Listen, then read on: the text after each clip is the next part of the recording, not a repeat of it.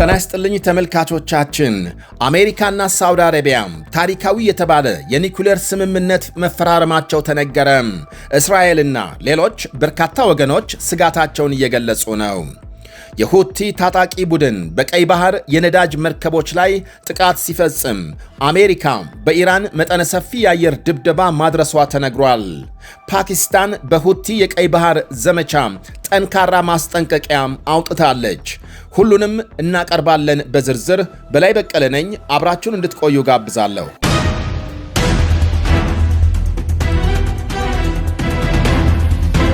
አሜሪካና ሳውዲ አረቢያ ታሪካዊ የተባለ የኒኩሌር ስምምነት ተፈራረሙ። ሳውዲ የሲቪል ኒኩሌር ፕሮግራም ለመገንባት የሚያስችላትን ታሪካዊ ስምምነት ነው ከአሜሪካ ጋር የተፈራረመችው። የአሜሪካ የኃይል ጉዳዮች ሚኒስቴር ባወጣው መግለጫም ስምምነቱ የሰላማዊ ኒኩሌር ትብብር ስምምነት በመባል የተገለጸ ሲሆን የአሜሪካ ኩባንያዎች በሳውዲ አረቢያ የኒኩሌር ኃይል ፕሮግራም ውስጥ ሰፊ የመሳተፍ ዕድል እንዲያገኙ የሚያስችል ነው። ከዚህ በተጨማሪ ሁለቱ ሀገራት የሁለትዮሽ የጥንቃቄና የደህንነት ስምምነት ተፈራርመዋል። የሚኒስቴሩ መግለጫ አክሎም እነዚህ ሁለት ስምምነቶች የኒኩሌር መሳሪያዎች እንዳይስፋፉ መከላከልን ጨምሮ በርካታ ቅድመ አስፈላጊ የኢኮኖሚና ስልታዊ ግቦችን የሚያስረግጡ ለበርካታ አስርት ዓመታት የሚዘልቁና የብዙ ቢሊዮን ዶላር አጋርነት ሕጋዊ መሠረት የሚጥሉ ናቸው ብሏል። የስምምነቱ ዝርዝር ጉዳዮች በይፋ ባይገለጹም ቀደም ሲል የወጡ የመገናኛ ብዙሃን ዘገቦች ሳውዲ አረቢያ ከአሜሪካ ጋር የጋራ ጥናት ካደረገች በኋላ የተጣራ የኒኩሌር ነዳጅ በራሷ ምድር ላይ አሜሪካ በምትገነባው ፋብሪካ ውስጥ ዩራኒየም የማበልጸግ ዕድል ልታገኝ ትችላለች ብለዋል። ይሄ አሰራር ለአሜሪካ ኩባንያዎች የቢሊዮን ዶላሮች ገቢ የሚያስገኝ ሲሆን ኩባንያዎቹ ለኃይል ማመንጫነት የሚያገለግለውንና ለኒኩሌር ቦምብ መስሪያነት ሊውል የሚችለውን ዩራኒየም ማበልጸጊያ ተቋም በመገንባቱ ሂደት ላይ ይሳተፋሉ ተብሎ ይጠበቃል። የአሜሪካ የኃይል ጉዳዮች ሚኒስትር ክሪስ ራይት እንደተናገሩት እነዚህ ስምምነቶች ከፍተኛውን የኒኩሌር ደህንነትና መሳሪያ አለማስፋፋት መስፈርቶችን ያከበሩ ናቸው። በአሜሪካ የተነደፉትን የዓለም ምርጥ የኒኩሌር ቴክኖሎጂዎችንና ሳይንቲስቶችን የሚጠቀሙ በመሆናቸው እምነት ሊጣልባቸው ይችላል ብለዋል። በፕሬዝዳንት ትራምፕ ጥረት የአሜሪካ የኒኩሌር ዕዳሴ እንደገና እየተጠበቀ ነው። ይህም ለሁለቱ ሀገራት ሕዝቦች የረጅም ጊዜ ጥቅም ያስገኛል ሲሉ አክለዋል። ሆኖም ይሄ ስምምነት በበርካታ ወገኖች ዘንድ ስጋት ፈጥሯል። የአሜሪካ ወዳጅ ሀገር የእስራኤል የቀድሞ ባለሥልጣናትና የኒኩሌር ባለሙያዎች እቅዱ በሂደት ሳውዲ አረቢያ የኒኩሌር ጦር መሳሪያ እንድትገነባ መንገድ ሊከፍት ይችላል በሚል ስጋታቸውን ገልጸዋል። ስምምነቱ ለአሜሪካ ኮንግረስ ለግምገማ የሚቀርብ ሲሆን የትራምፕ ሪፐብሊካን ፓርቲ በሁለቱም የኮንግረስ ምክር ቤቶች የበላይነት ቢኖረውም ከሁለቱም ወገን ያሉ ሕግ አውጪዎች ተቃውሞ ሊያነሱ እንደሚችሉ ይጠበቃል። እንደ ፈረንጆቹ አቆጣጠር በ2009 አሜሪካ ከተባበሩት አረብ ኤምሬትስ ጋር ካደረገችው ስምምነት ይሄኛው ይለያል። በወቅቱ ኤምሬት በገዛ ምድሯ ላይ ነዳጅ ላለማምረትና የተለያዩ ገደቦችን ለመቀበል ተስማምታ ነበር። በመሆኑም የአሁኑ ስምምነት የኒኩሌር መሳሪያዎች እንዳይስፋፉ የሚታገሉ አካላትን ስጋት የጨመረ ሆኗል። እንደ ዎል ስትሪት ጆርናል ዘገባ አሜሪካ ከጋራ ጥናቱ በኋላ በሳውዲ ምድር ላይ ዩራኒየም የማበልጸግ ሂደቱን ካልደገፈች ሳውዲ አረቢያ ለ10 ዓመታት ያህል በራሷም ሆነ ከሌላ የውጭ ሀገር ጋር የማበልጸግ ሥራ ማካሄድ አትችልም። ኒውዮርክ ታይምስ በበኩሉ ስምምነቱ ሳውዲ አረቢያ ከእስራኤል ጋር ዲፕሎማሲያዊ ግንኙነት እንድትጀምር በቅድመ ሁኔታነት አላስቀመጠም ብሏል።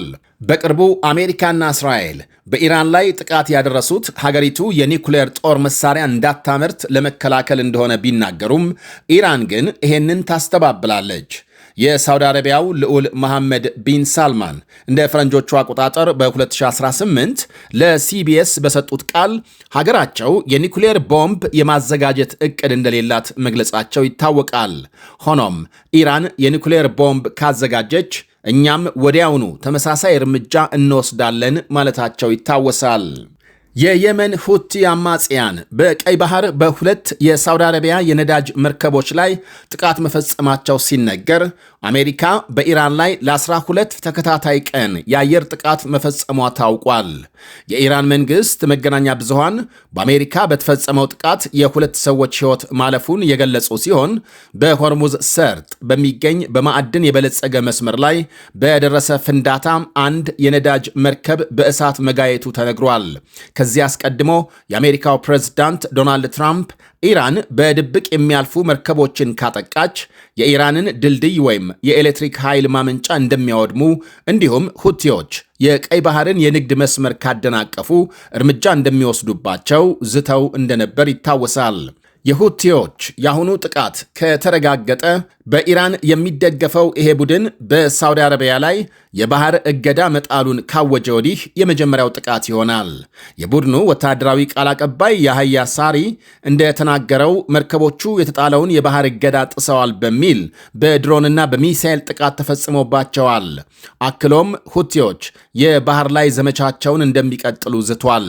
የሳውዲ አረቢያ መንግስታዊ የዜና ወኪል ዛሬ ጠዋት ባሰራጨው ዘገባ ኤንሴሊያ የተባለችው መርከብ በቀይ ባህር ላይ እየተጓዘች ሳለ ጥቃት እንደደረሰባትና በመርከቡ የፊት ክፍል ላይ እሳት መነሳቱን አረጋግጧል። ይህንኑ በየመን የሚንቀሳቀሱት የሁቲ አማጽያን የጣሉትን የባህር ላይ እገዳ አሜሪካና ፓኪስታን አውግዘዋል።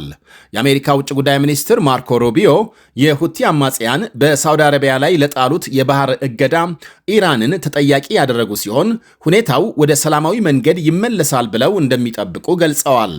ምንም እንኳን የሁቲ ቡድን በኢራን ተደግፎ ከፍተኛ ተጽዕኖ ቢደረግበትም እንደ ሊባኖሱ ሄዝቦላህና በርካታ የኢራን ድጋፍ እንደሚያገኙት የኢራቅ ሚሊሻዎች ሳይሆን ከኢራን የበላይ መሪ ቀጥተኛ ቁጥጥር ነፃ እንደሆነ ይታወቃል። ሩቢዮ በፊሊፒንስ በተካሄደ ቀጠናዊ ጉባኤ ጎን ለጎን በሰጡት አስተያየት በቀይ ባህር በኩል የሚደረግን የባህር ላይ ትራንስፖርት የሚያስተጓጉል ማንኛውም እርምጃ በሆርሙዝ ሰርጥ ላይ ከሚፈጠረው ስጋት ጋር በተመሳሳይ አሳሳቢ ነው። አሜሪካ ሁኔታውን በቅርበት እየተከታተለች እንደሆነና ባለፈው ሳምንት ስለተደቀኑት ስጋቶች ከሳውዲ አረቢያ ጋር ተደጋጋሚ ግንኙነት ማድረጓን አክለው ገልጸዋል። በሌላ በኩል ፓኪስታን የሁቲዎችን ድርጊት የኮነነች ሲሆን እርምጃው የተጣሉትን ዓለም አቀፍ የባህር ላይ ሕጎች ይጥሳል ብላለች። ሁቲዎች በሳውዲ አረቢያ የባህር ላይ እገዳ ማወጃቸውን ተከትሎ የዓለም አቀፍ የነዳጅ አቅርቦትና የንግድ ፍሰት አደጋ ላይ የሚጥል አዲስ ወታደራዊ ዘመቻ ከፍተዋል። የሆርሙዝ መስመር መዘጋቱን ተከትሎ ሳውዲ አረቢያም በሚሊዮን የሚቆጠር በርሜል ነዳጅ ወደ ዓለም ገበያ ለማድረስ በቀይ ባህር በኩል የሚያልፈውን የነዳጅ ማስተላለፊያ ቧንቧ ስትጠቀም ቆይታለች። የሁቲ ባለሥልጣናት ቡድኑ ሰኞ ዕለት ለዓለም አቀፍ የንግድ መርከቦች የቀይ ባህር መግቢያ የሆነውን የባብል ማንደብ የውሃ መስመርን እንዳያቋርጡ ማስጠንቀቂያ መስጠቱን ተናግረዋል። በሁቲዎች የሚመራው የየመን ዜና ወኪል በሁቲ ቡድን የተሰጣቸውን ማስጠንቀቂያ ተከትሎ በቀይ ባህር ሲያልፉ የነበሩ 6 መርከቦች አቅጣጫቸውን ለመቀየር መገደዳቸውን ዘግቧል። አሶሺየትድ ፕሬስ መረጃውን ወዲያውኑ ማረጋገጥ ባይችልም ሌሎች መረጃዎች ግን ቢያንስ 3 የነዳጅ ጫኝ መርከቦች አቅጣጫ ቀይረው መመለሳቸውን አሳይተዋል። የፓኪስታን ውጭ ጉዳይ ሚኒስቴር የሁቲዎች እርምጃ ቀጠናዊ ደህንነትን የሚፈታተን የባህር ላይ ነፃ ዝውውርን የሚያደናቅፍና የዓለም አቀፍ ንግድ ፍሰትን አደጋ ላይ የሚጥል ነው ብሏል። የውጭ ጉዳይ ሚኒስቴሩ አክሎም ፓኪስታን ከሳውዲ አረቢያ ጋር ሕጋዊ የንግድ እንቅስቃሴ በሚያደርጉ መርከቦች ላይ የተደቀኑ ስጋቶች እንዳሳሰቡት ገልጿል። በፓኪስታን ሰንደቅ ዓላማ ስር በሚንቀሳቀሱ መርከቦች ወይም በፓኪስታን የባህር ጥቅሞች ላይ የሚፈጸም ማንኛውም የጠላትነት እርምጃ በፓኪስታን ብሔራዊ ደህንነትና ሉዓላዊ ጥቅም ላይ እንደተደቀነ ከባድ ስጋት ይቆጠራል ሲል አስጠንቅቋል። ፓኪስታንና ሳውዲ አረቢያ የረጅም ጊዜ ወዳጆች ሲሆኑ ሳውዲ አረቢያ ለፓኪስታን ትልቋ የነዳጅ አቅራቢ ሀገር ናት። ሁለቱ ሀገሮች ለ10 ዓመታት የዘለቀ የጠበቀ የመከላከያ ግንኙነትም አላቸው። ይህም በከፊል ፓኪስታን በሳውዲ አረቢያ የሚገኙትን የእስልምና እጅግ የተቀደሱ ስፍራዎችን መካና መዲናን ለመጠበቅ ካላት የረጅም ጊዜ ቁርጠኝነት የሚመነጭ ነው ይባላል። የፓኪስታን ወታደሮች ለመጀመሪያ ጊዜ በ1960ዎቹ መገባደጃ ላይ የመን ውስጥ ግብፅን ያሳተፈ ጦርነት ከተቀሰቀሰ በኋላ ወደ ሳውዲ አረቢያ ተልከው እንደነበር ይነገራል።